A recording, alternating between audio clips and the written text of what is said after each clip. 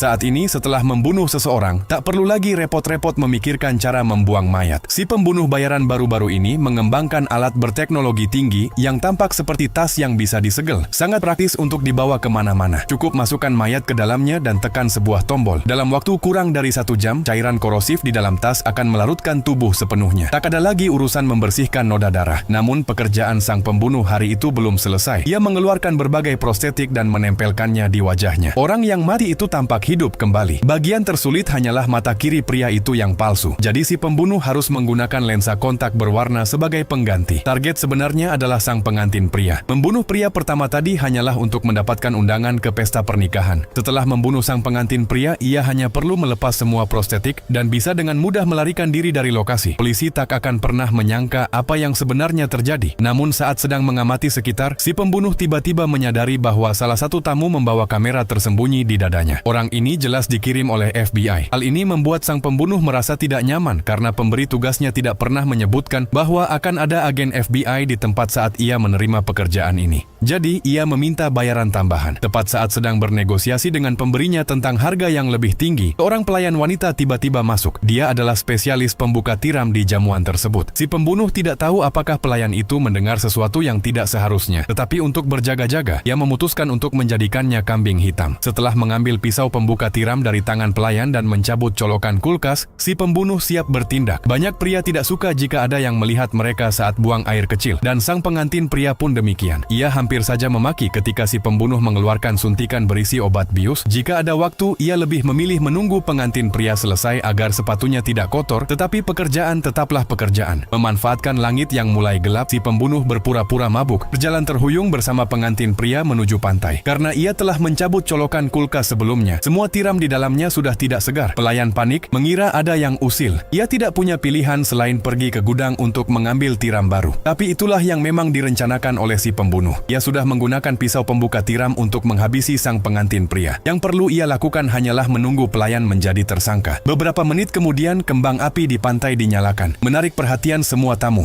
Sang pengantin wanita panik dan berteriak bahwa pernikahannya belum dimulai, tapi kembang api sudah dinyalakan. Ia berlari ke tepi pantai, berniat memarahi pengantin pria. Namun yang ia temukan adalah tubuhnya yang sudah tidak bernyawa. Pada saat itu juga, pelayan wanita yang terlihat bingung bangkit berdiri, masih memegang pisau pembuka tiram yang berlumuran darah.